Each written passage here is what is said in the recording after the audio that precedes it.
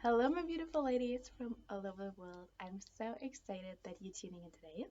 Today, we're going to talk about the dynamic of anxious and avoidant attachment styles.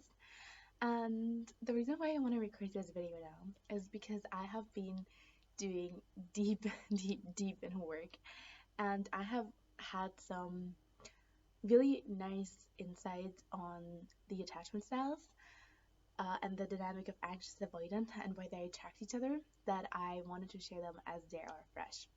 So I got my notebook and my pen because I wanted to do some drawings for you guys. Mm, so who doesn't know what I'm talking about is there are four different types of attachment styles, and the first one is secure. So secure attached people are generally feeling safe and secure in their body. They have received proper parenting, and most of their needs were consistently being met, and therefore they trust people, are able to set boundaries, know when to leave, but are open and communicative. Whereas the anxious attached has not get their needs met consistently. Their parents were meeting their needs, but sometimes they were also not. So they were always hanging on, and their core wound is abandonment wound. Whereas the avoidant has definitely not get their needs regularly met, and they decided that you cannot trust anyone, and they're very much self-reliant, hyper independent, and very much focused on I can do everything.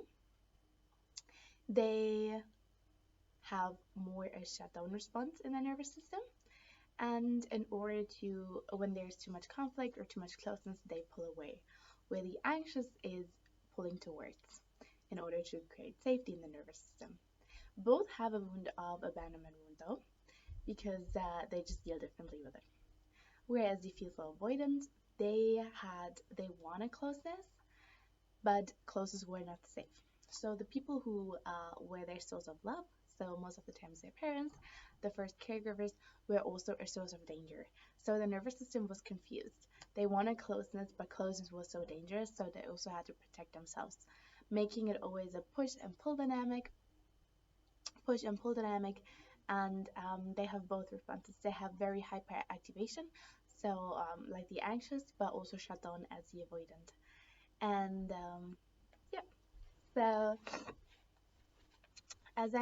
currently I am getting certified as a nervous system regulation coach, and therefore I am doing a lot of deep work on the nervous system and understanding also more terms that I knew kind of before, but now it all makes sense on a different level. And that is the anxious and avoidant cycle. So very often the anxious and avoidant attract each other, and the question is why. And if you have been in this cycle, this is the most hurtful cycle ever, and it's especially hurtful for the anxious. It is also hurtful for the avoidant, but as I've seen in my own life and in the lives of others, the anxious is the one who's more suffering in that dynamic, who's actually feeling the suffering. Why? Because the avoidant is also suffering on a level. However, the nervous system is more in a shutdown response where they don't access those feelings as much. So I want to give a drawing. So here is the anxious, anxious, anxious, and the avoidant. Oops, I drew one bigger than the other. So this is the, no, let me do it again. I don't like it. The anxious and the avoidant. So the anxious person is feeling scared because their needs have not been probably being met. Needs unmet. They feel abandoned.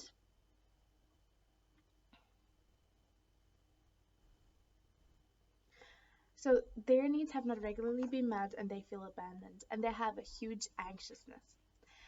The avoidant, their needs also have not been met, but they decide that they can only trust themselves. So they're doing everything by themselves, whereas they're still hoping that somebody else is coming to help them, rescue them, and meet their needs finally. So the question is, why is the anxious not just meeting, a, dating, or being friends with a secure person? But why did I choose an avoidant person? So one of the core things that an anxious person feels like, most of the time, all of the time, it is connected to self-worth. Because their needs have not regularly been met by their caregivers and their parents, the anxious person often has low self-worth, and they believe they are unworthy of their needs being met, and they also feel deep shame around their needs. And they might think that their neediness is too much. They will maybe not say it, but they think it. And then they're trying to suppress those neediness. Um, However, it will come up because their needs, they're needy because their needs have not been met. And if another person does not meet them, it will come out somehow.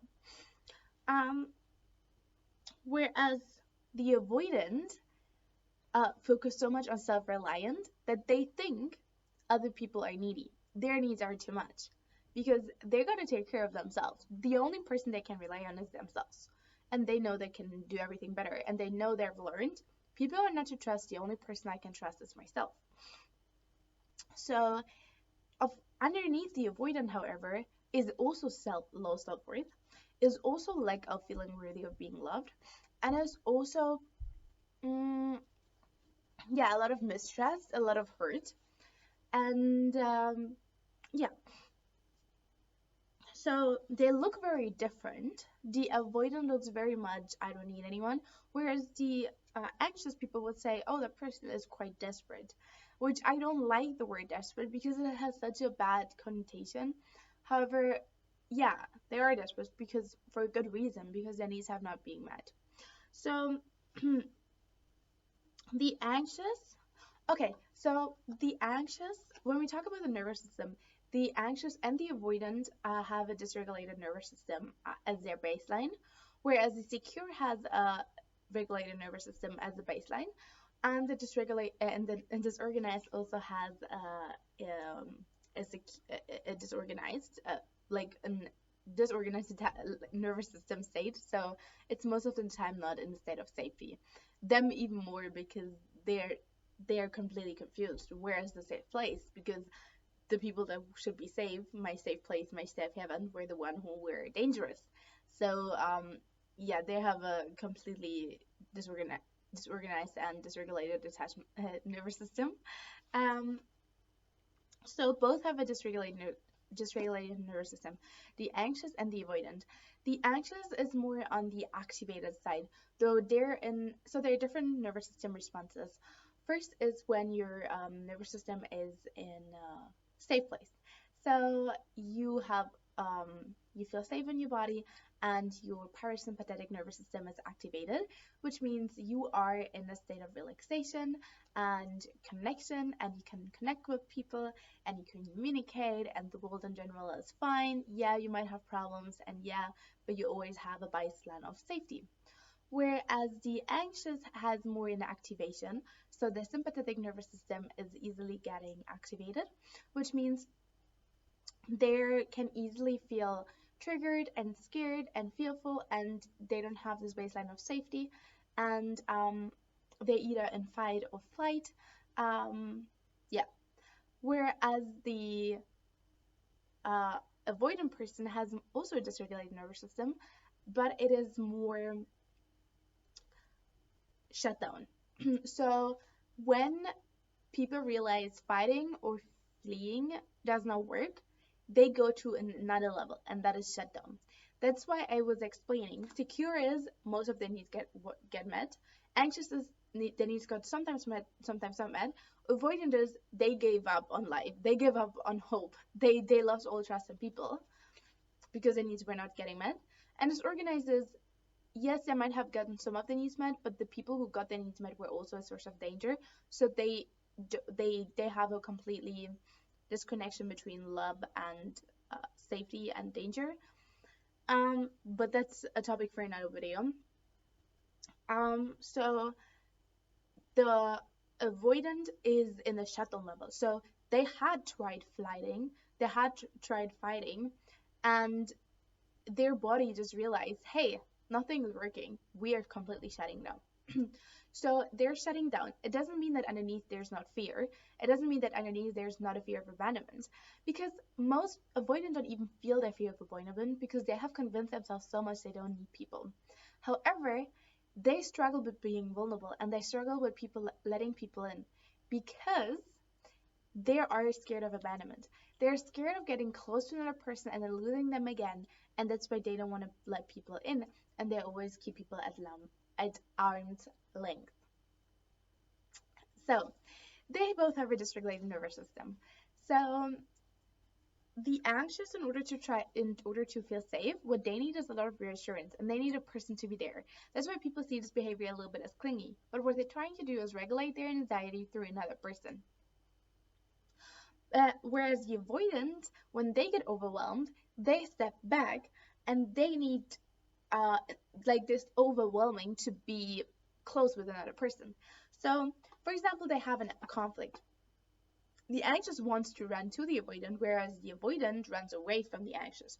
The anxious running towards the avoidant makes the avoidant wants to run even more away, whereas the avoidant running away makes the anxious person more anxious. So this is our anxious person, and they want to run towards them, but they're running away. They're running away. They want to run even more, whereas they're want to run even more away because they're behind them.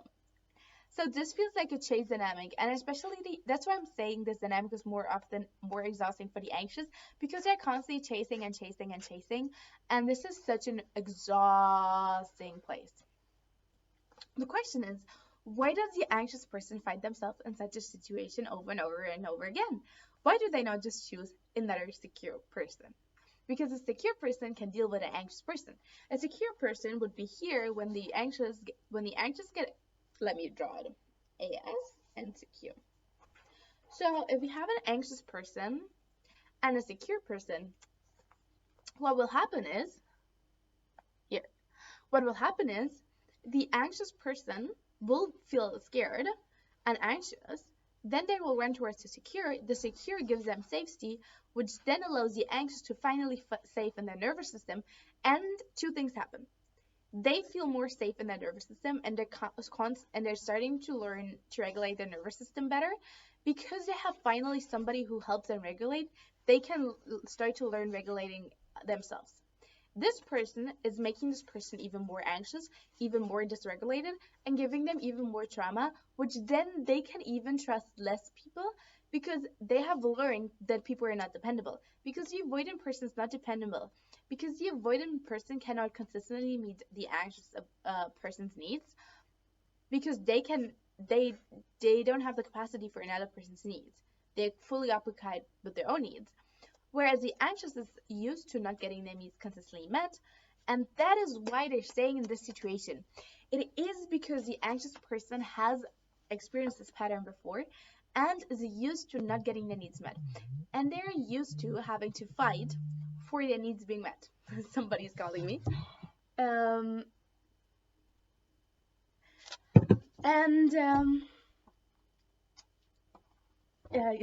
getting out of my concept. And that's why they're getting themselves into a situation like that. So what are the core wounds? Both people have the core wound of abandonment. The anxious feels abandoned, so does the avoidant. The avoidant chooses, I only trust myself, where the anxious is still trying to fight for it. The anxious is a little bit above the avoidant in the level of how they try to get their needs met. The avoidant has already fully given up, where the anxious is still trying. What you also see, especially what I see, for example, on TikToks, like girls like posting things, is when they're like, I don't need anyone, I don't need a man, like the only person that I need is myself, things like that. I always hear out their avoidant attachment style. They once might have been anxious and they decided, I stop. Like I was people pleasing too much, I was doing too much, I am now just only trusting myself. Which is totally understandable, like I get it. However, it is not the most healthy place to be in. And honestly, if you're interested in videos like this, that is why whenever you follow somebody on YouTube, Instagram, TikTok, and you take their advice, look at their behavior, what they're saying, and then hear if this person has a secure attachment style. Because if this person has an avoidant attachment style, their tips will be on an avoidant attachment style. And that's why it is important to think about what is their attachment style and who's giving me the tips, and should I really take their tips. So, um, and this is for huge creators. Like I've seen creators having 5 million, 1 million followers, and people are clapping. And then I've seen people who are very, very healthy and they have way less followers. I'm like, yes, because most people are attracted to some kind of that toxicity, because it kind of feels good to say, yeah, I don't need anyone. Like I don't need anyone. I can do everything by myself. And I have that power myself. And that is great. Like we should have self-sufficiency and like be able to do things on ourselves, and be able to also rely on people, and be also able to ask for help. That was a huge thing I had to learn. I grew up with a fearful avoidant attachment style, which is so painful. And I had dynamics where I was the anxious person because I was with an avoidant person and I was constantly chasing them. And I had another situation where I was with an anxious person and that person was constantly chasing me and I was constantly getting avoidant. And I also had that I was with a secure person. And I'm not only talking about romantic relationships, also friendships. And I was getting more secure, but I felt myself getting anxious and avoidant at times. But because they were always such a secure place, they helped me to regulate and work through a lot of things, and they have helped me to heal. So honestly, people who grew up with a secure attachment style, they are the best buddies on your healing journey, because they don't even know what you're talking about. For them, it's just normal. For them, it's just like normal. Like they show you your appreciation, they communicate their needs, they show that you love you. You never have to play any games with them. Whereas with an avoidant, you cannot not play games, or with an anxious, because everybody is just doing anything just to survive. So go find your secure bestie and bestie heart, because honestly, they're so good. I have two friendships right now that I just think about on the top of my head. One and those friendships, yeah, the level of peace you feel is so different. Honestly, so good. And especially if you're trying to regulate your nervous system is always influenced by the people that you spend time with. So if you're with a person that has a regulated nervous system, good to you, because you will be more regulated just spending time with them. And the reason for that is because when we're with another person and they're sensing threat, it is smart that we also send threat, since we're spending in the same time with them. If a bear would come and attack us, if they attacked her, they will attack me. So it's good that I sense her danger. However, if somebody's in a constantly in a dysregulated state, and their neuroception, so their ability to scan for danger, is too heightened due to past trauma, they will sense danger all the time, will be dysregulated, and therefore will also dysregulate my nervous system when we don't have a very strong nervous system. And even if we have a very strong nervous system, we will always be influenced by others around us. And an avoidant person might say, no, I'm not influenced by anybody. Yes, you are. We all are.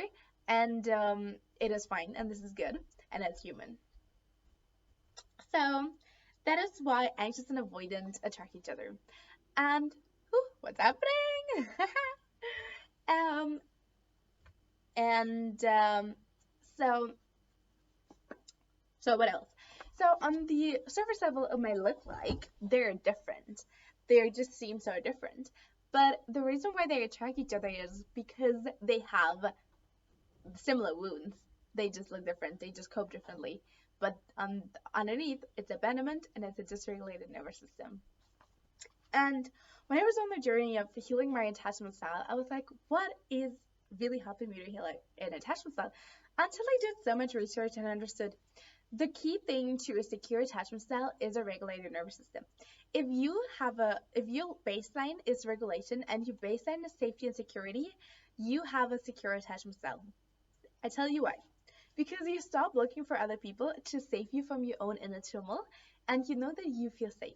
You can ask for help. However, your survival does not feel like it's depending on another person or not depending on another person. You're in a completely state of safety. And yes, a healthy nervous system is allowed to be dysregulated, and it should be dysregulated because our goal is not to always be regulated. Our goal is to have a baseline of regulation. But yes, when I'm in a car and I'm driving and I see somebody like crossing the road and I need to stop, that is an activation of my nervous system, and that is good. Otherwise, our survival will be very much threatened if we always be calm and have no ability to react. So much on the nervous system side. And another thing that I also learned was the parasympathetic nervous system state is the one where you're calm and you're kind of putting on the brake instead of activation. So what is happening there is that there are two, that's what's called the polyvagal theory, and there are two branches, and both are putting on the brake. Let me show you. Two branches of the parasympathetic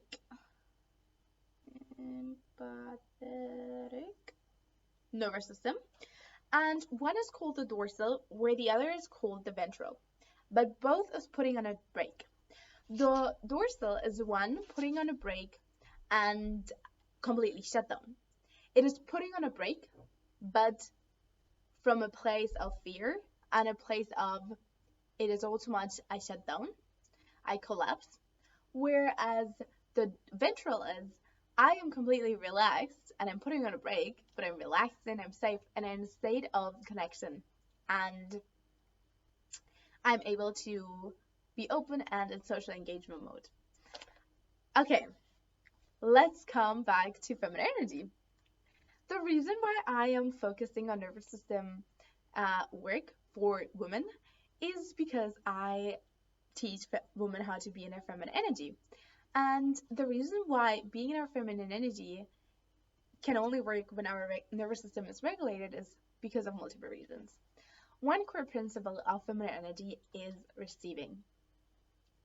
Receiving.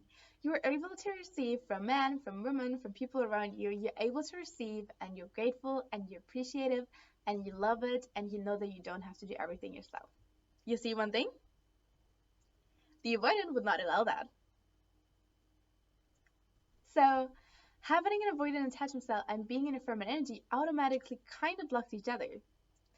Okay, so you're able to receive, right? You want to receive, you want to be open. Okay, what blocks openness? Protection. When you're in a mode of self-protection, that is the opposite of vulnerability. That is the opposite of being open. That is the opposite of being soft. If you see a woman that is soft and confident, it's a woman that has a regulated nervous system. If a woman comes across more as hard and cold, it is a woman who feels like she needs to protect herself, who feels like people are not safe, the world is not safe, I need to protect myself. And I have been there, and I understand, and it is painful. And honestly, a lot of women have gone through really hard things and struggles. And yes, for a good reason, you had to protect yourself. For a very good reason. And I'm not denying that. I have been through things where I had to protect myself, and I'm glad that my nervous system protected me. Honestly, if I would have been open, soft, and vulnerable, I don't think I would be here anymore. So yes, let's say thank you to our nervous system. Let's say thank you for our survival mechanism, but also let's ditch it if we are in a safe space now. So that's why being in survival mode is blocking feminine energy. Because in feminine, another trait of feminine energy is being able to relax, being able to rest, and prioritize rest over constant hustle and work. Can you do that when you don't feel safe? No. When you don't feel safe, you feel like you need to always work more, hustle more in order to finally reach security and safety. So the reason why I kind of got into entrepreneurship and finances was initially, I was also very passionate about it as a child. And however, when I was a little bit older and a teenager, I really wanted to live a life of security and safety, which I said before, I didn't have that. So I thought money will give it to me. However, what I've learned, no matter how much money you have, if your nervous system is regulated and doesn't feel safe, money will not make it feel safe. Because it will still always feel like it's never enough and it doesn't feel like safe enough.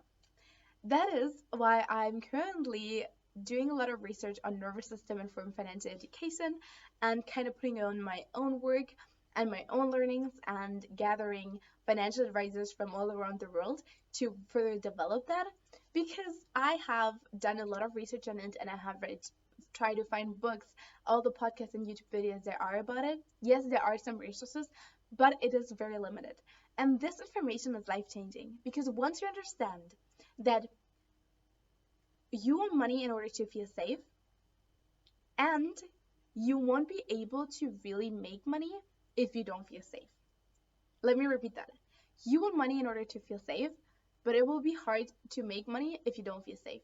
Why? Because money is an exchange of value. Money is you solve another person's problems and therefore they pay you and give you something in return. If your nervous system doesn't feel safe, do you think it will feel safe to be seen, to speak up, to set boundaries, to charge what you want, to speak with the people that you want, to do all of those things? To look at your finances, make calculated decisions? No. It is focusing on survival. One thing that is with survival is we focus on short-term things because we focus on our current survival. It's hard to think long-term when you feel right now you're in a state of threat and you need to survive at this moment. So this was also a key insight that I had from an interview that I had with a financial advisor. The video is online and it's called How Your Emotions Rule Your Finances. So if you're interested in that, check that out. And I also have another video coming up with Eloise. She focuses on exactly that, nervous system informed financial education. And it is a very insightful interview. So it will come out this Sunday or next week. I don't know. I also don't know when it will upload this video, so maybe it's already online and it will be called, I don't know. I don't know the name anymore right now. Wait, I have it on my phone. I can tell you guys.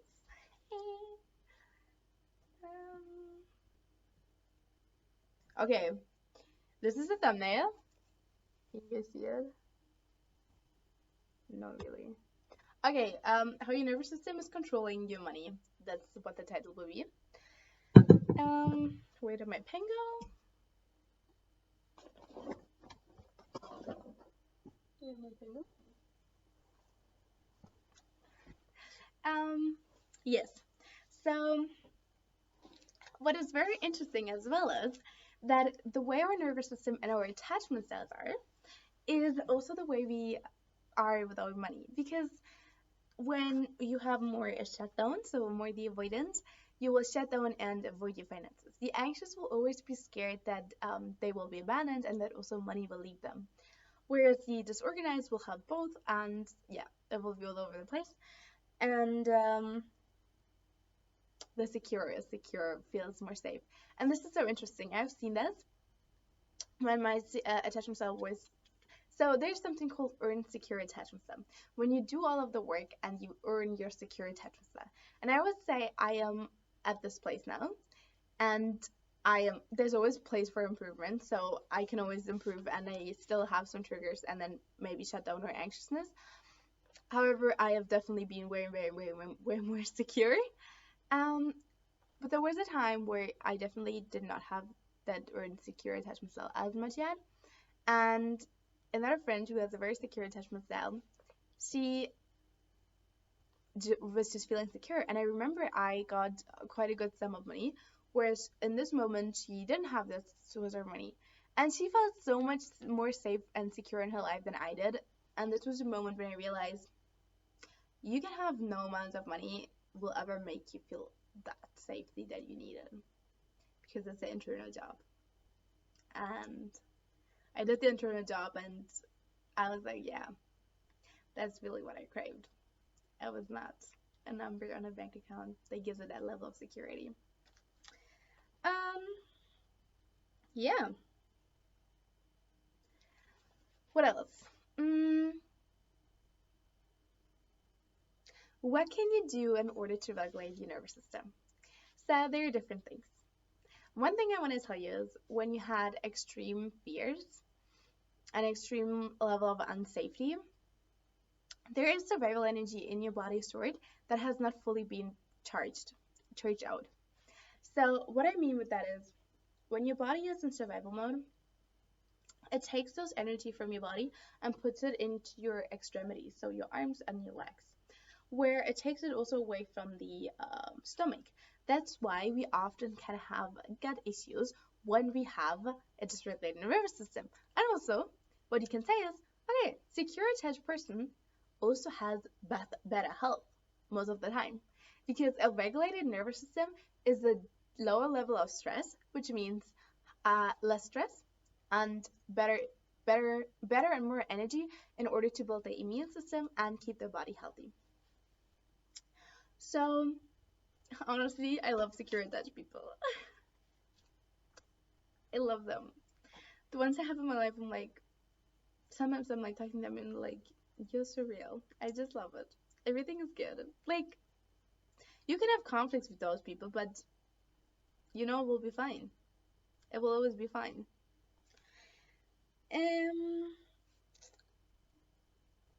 So health. And so yeah, that's why you can get gut issues. Or when you're very anxious, sometimes you can also get diarrhea. So the reason why that is because when you're more in a fight or flight, your body wants to empty your stomach so you can run away. So that's why you get a little bit nosy and then you can get diarrhea.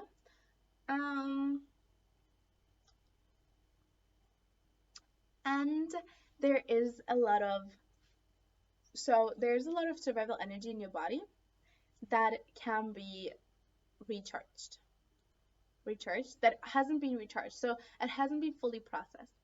So for example, you have been very much like activated, like hyper arousal, very much activation, fight or flight, and you didn't run, you didn't flee, you didn't fight. So that means that this energy of wanting to run away is still in your body. And that is the reason why you're so exhausted when you're living in survival mode.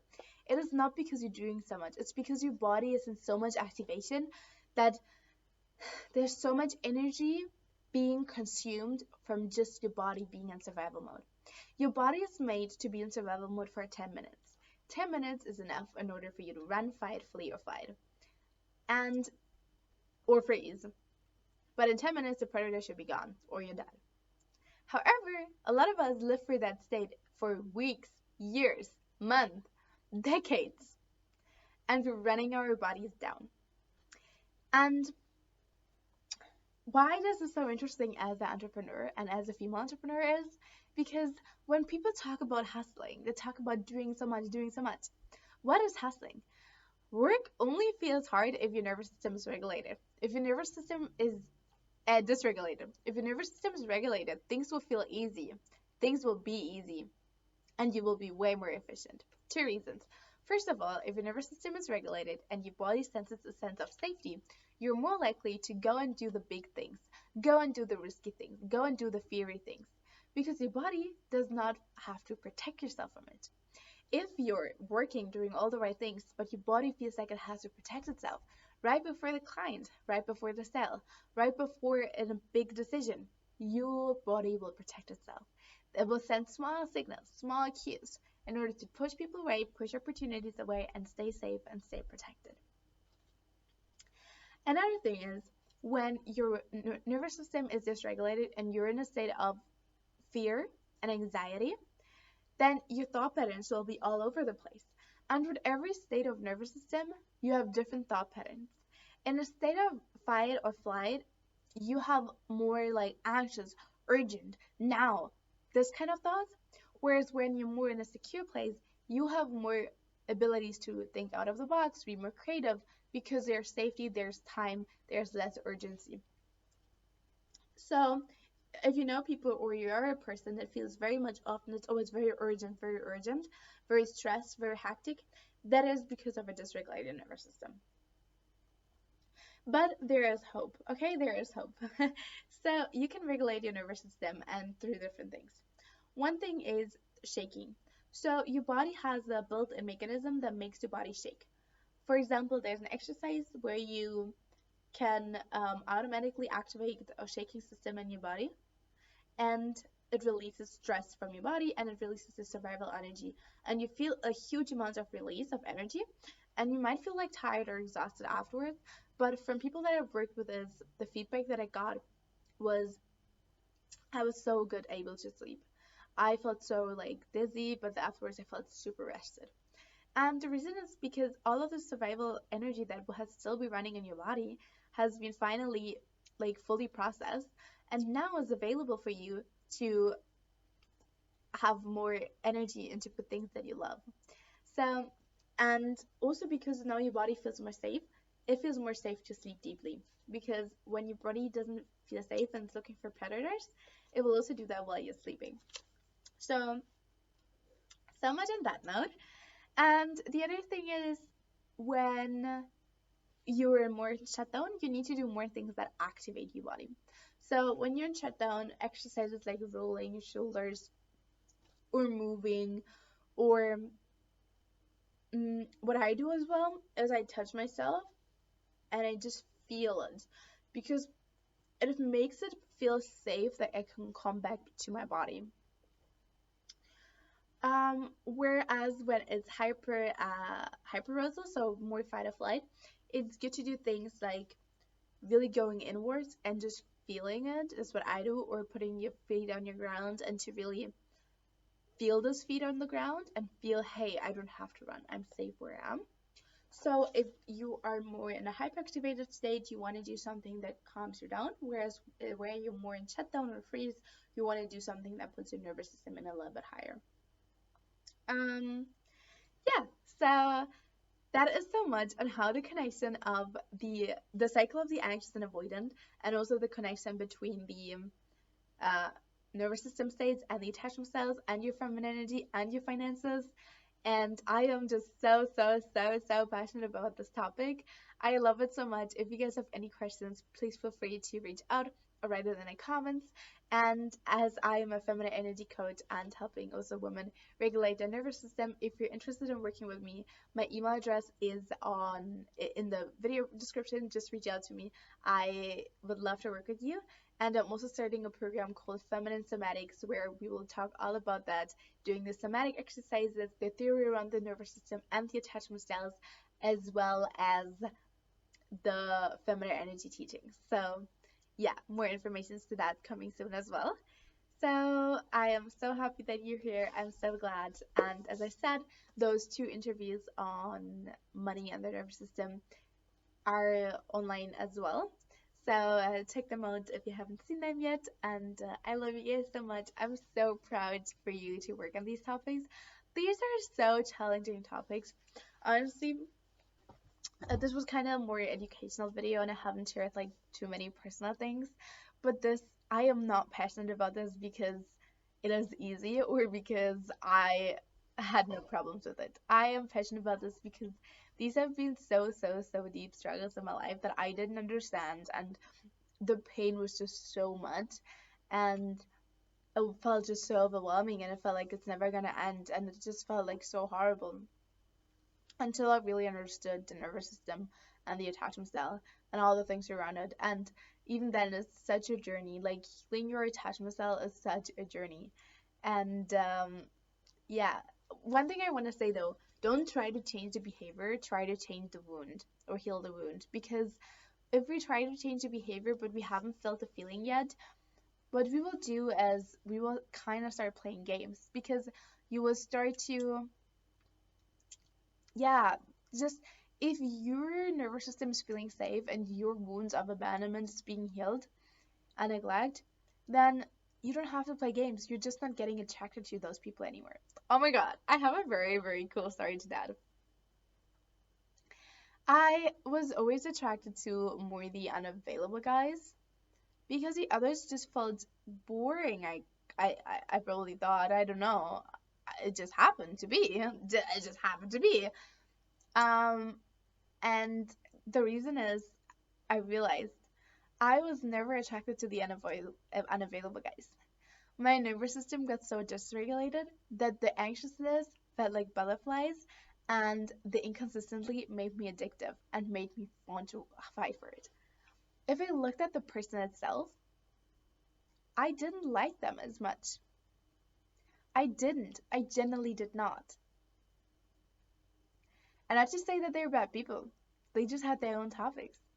However, that made me really realize they're not gonna like save me. They're not, just them being in my life will not gonna heal all of me. They're not gonna add as much value as I think they will be. And another topic was, whenever you get triggered, instead of trying to get the avoidant person to help you get through it, go inside and sit with the feelings. And one thing that I've learned is, when you face your own feelings and you face your own fears and those deep wound of abandonment, your self-trust is so unshakable. Your self-security is so unshakable because you know you're doing the work and you're doing the painful things that people don't want to do because it's so, so painful with it. And I also learned one thing. Instead of trying to play games or change your behavior, another thing that I really learned, adding to the you work on yourself and your abandonment wound or whatever is going on there and the nervous system dysregulation, is take your energy back to yourself.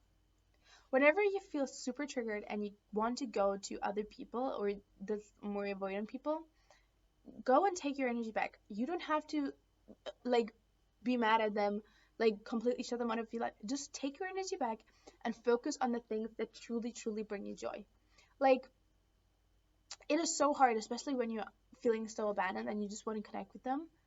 However, I have learned that when you try to put your focus back, you will feel so healed because you realize I had unmet needs and I wanted them to meet it. They didn't. I chose to meet those needs. I chose to be and sit with myself when they were not able to sit with me. I chose to face those unprocessed feelings, like really painful feelings, and I did, and I was there to sit with it. They didn't want to spend time with me. I did. I spent time with myself, and I had a great time. I was meeting my needs. And the reason why a secure person can sit with your feelings and it doesn't feel like a burden to them is because your feelings are not triggering something in them that they're avoiding.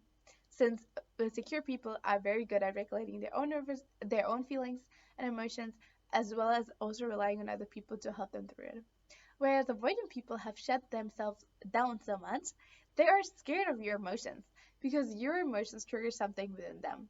And honestly, I can relate. When I had a less secure attachment style, I had no capacity for other people's emotions because their emotions made me feel even less secure, even less safe, even less fearful, even more fearful. Their fears activated my fears. The moment their fears didn't activate my fears anymore, I was able to listen to people. I was able to be there for people. Why? Because they were not triggering the things that I was avoiding because I was not avoiding them anymore. So, and I heard this from like avoidance touch people. They were saying like, yeah, like this person was sharing like all their feelings with me, and this was just like too much. Like I was like, back up, it's too much. Even though the avoidant person might look like a person they care, and they're alone, and they might not admit it. However, it is not just because for an anxious person it might seem more like a person that the avoidant person is less affected. Yeah, they are kind of less affected. Doesn't mean that they're really happy. And another thing, I hope that comes across in this video is avoidant people are not bad people. Avoidant people is just another form of dealing with what they have to deal with. And because people with anxious attachment styles are feeling so triggered by the avoidant, they blame them. And also on the internet, there might be more things on the avoidant where it feels like they're the bad people. They're not the bad people. They are just dealing with their trauma the way they did. And you wouldn't feel attracted to them if you wouldn't have done all of your work. So, and another thing that I learned is, yes, the avoidant person is not meeting my needs consistently, and yes, they're not showing up for me, and yes, I shouldn't be in a close relationship with them. However, the pain that I feel is not them only causing me pain. It is them reactivating the pain that I was not ready to feel and that I didn't allow myself to feel and that I avoided. So the reason why the anxious and the avoidant are like on the same vibrational frequency is because they're both avoiding something. They're both avoiding emotional pain. Whereas the secure person has felt all of their emotional pain, or maybe they had luck, they grew up super healthy, they didn't have huge amounts of emotional pain. Good to them. Like whenever I hear somebody like the way they grew up and just the way they say everything was good and like this secure attachment to the cell, I was like, wow, this is the real rich. People don't know. This is the real wealth. This is the real inheritance. Like this is more valuable than any money can ever give you. Yeah, so that is it on my personal story. And another thing is the reason why a dysregulated nervous system will always put you out of survival mode, out of your feminine energy, and in insecure attachment style especially, is because you always will do things to compensate. So for example, the anxious person will overdo, overgive, overperform in order to feel worthy of receiving because they have never been fully like given to. And that is the opposite of feminine energy. It is the opposite. And you know what? I think this is a sensitive topic, but I don't like when people say pick me, because pick me is such a like negative word, like saying, oh, she's such a pick me girl. And especially if other women are saying, I feel like that is so unsupportive and so not cute. Because yes, their behavior might be a little bit annoying, not gonna lie. However, pick me just means I was not seen, I was not loved, I was not chosen growing up, and I really feel that pain, and it feels very hurtful, and I just want somebody to love me. And at the core, that is all we are as humans. And yes, an avoidant person have maybe the same feelings, and even guys have the same feelings. They might not show it that way, and so I don't like that kind of saying things about others, because it's kind of putting yourself above them and saying, yeah, I don't know. I just really don't like that. Even, yeah, maybe the behavior might be a little bit irritating here and there. Yeah, I don't like that kind of saying. I always wanted to put that out there. Now I got it out of my system. Um, yeah, so that is kind of on my personal behalf, personal story. And guys, I tell you, secure, attached people are the catch. They are the catch. Treat them like the valuable catch they are in your life. Invest. The thing is, if you constantly chase an avoidant person, you don't have enough energy to invest in the other relationships. What I realized is, okay, I have a specific level of attention, time, energy that I can spend with people that I can give out. So let's say I have so much energy to spend.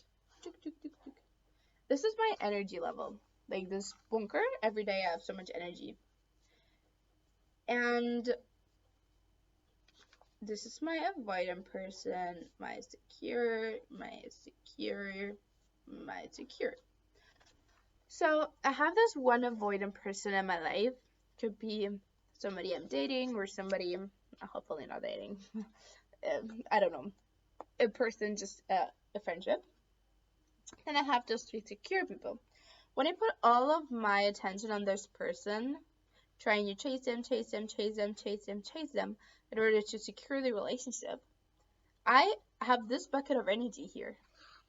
So if I spend this whole bucket on that person, those relationships will not be nourished and they will die. Especially since secure people, they will reach out to you, but if they don't get consistent response from you, they will also not be interested in, because that is what makes them secure. If people show inconsistency, they just lose interest and they back off. They're not fighting for it. So instead of using all of this energy here, what you do is you use this energy here, here, and here. This way, you're nourishing secure, attached people who actually give you responses.